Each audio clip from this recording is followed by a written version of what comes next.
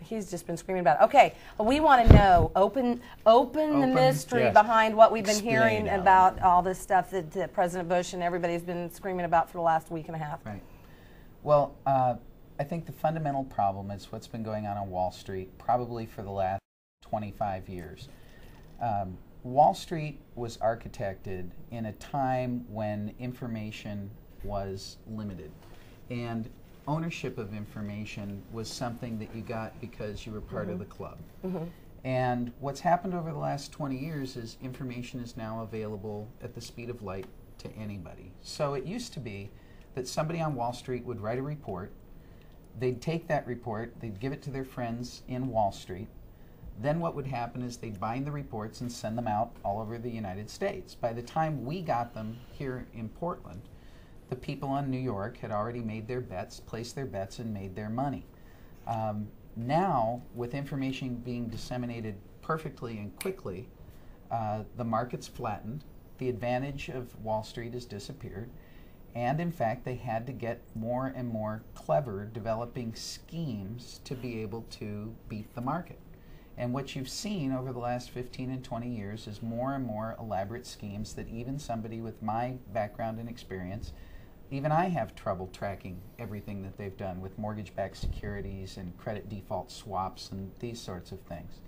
And that's fundamentally what's causing it. So I think what we have to do is we have to immediately, short term, clear up the market with the money that's being proposed.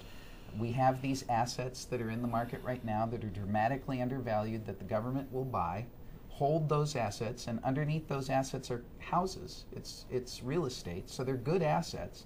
They're just undervalued right now. We have to hold those assets, let the market cool, begin to sell those assets back into the private sector. I think they're actually going to get a premium for what they bought them for, which is a good thing. They'll get a return on that. We can't let the CEOs on Wall Street reap a windfall profit or a benefit from this. We have to structure that. And we have to take care of the victims. We have to take care of the people that have these homes, and we have to be able to protect them. And then, unfortunately, we need structure. We need structure to prevent this behavior from happening again, like we did with Sarbanes-Oxley in the corporate environment. We're going to have to do the same thing on Wall Street. Well, what do you think about the piece of legislation that Clinton put through towards the end of his, I don't remember the name of it, but towards the end of his term, where they basically told Fannie Mae and Freddie Mac that you have to loan money to these people that by no other normal standards would be qualified to get a loan, because we think they ought to be able to have a house. And then, surprise, surprise, they can't pay the mortgage. And a lot of them were, adjustable rates. And now, so we don't know how many of these junky ones are in there. And I am horrified to think that our government is telling the private sector how to do business and how to make their profit. Yeah. Well, the problem is, you're right, that we don't know how many of them are in there, and that's why you need to calm everything down. Somebody needs to step in. Somebody needs to purchase these assets, and they are assets because they are homes.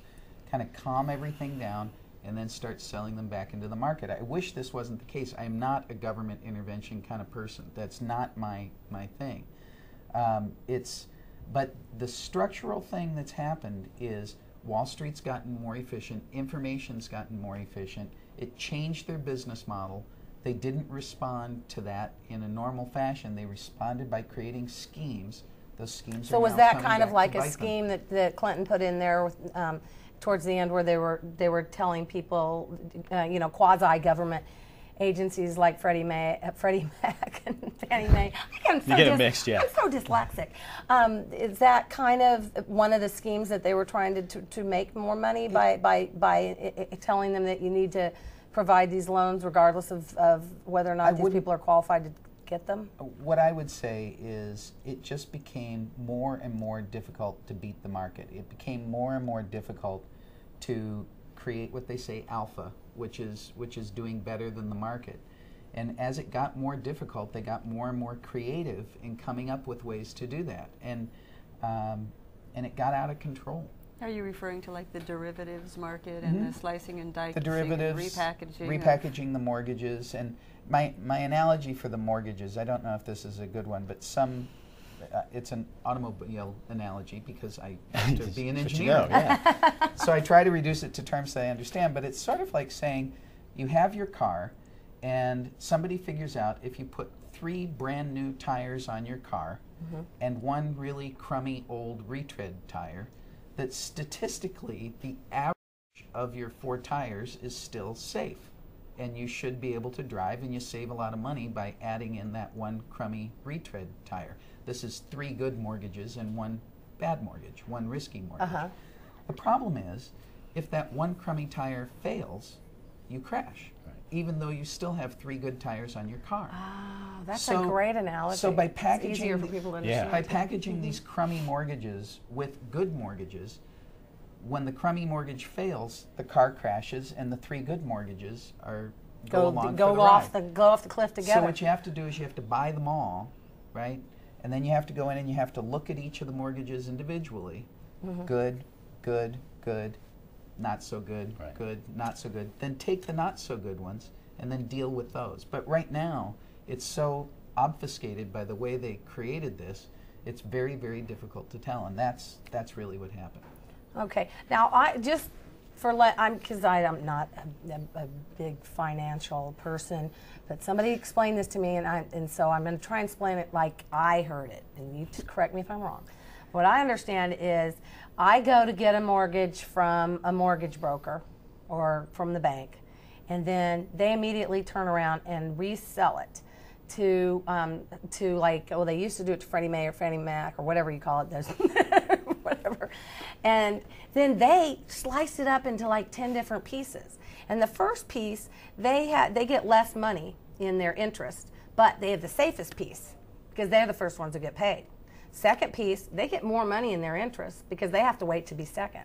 And the third, and so on, until the last person, he gets a much bigger commission on taking that last piece, but he gets to be paid dead last. Or not at all. So, or not at all in these cases. So that's why you can't go back and say, you know what, I'm having a hard time, I lost my job, and I'd like to work out a payment plan, because that means that the bank that you initially went to would have to go to the next bank and the next bank, and then go to all these little slice and dices of your original mortgage and tell them that Lisa can't pay until whatever, and they can't do it. Is that at all close, or yeah, what? you went the next step. My analogy was too simple. But it's something that I can understand because I'm an engineer.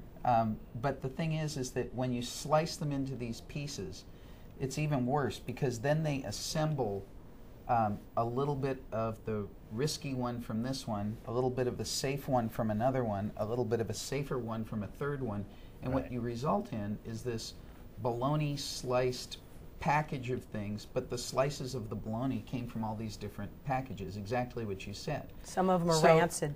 Right, so you've got to... The expiration date has been reached. Right, so the trick is you've got to freeze it.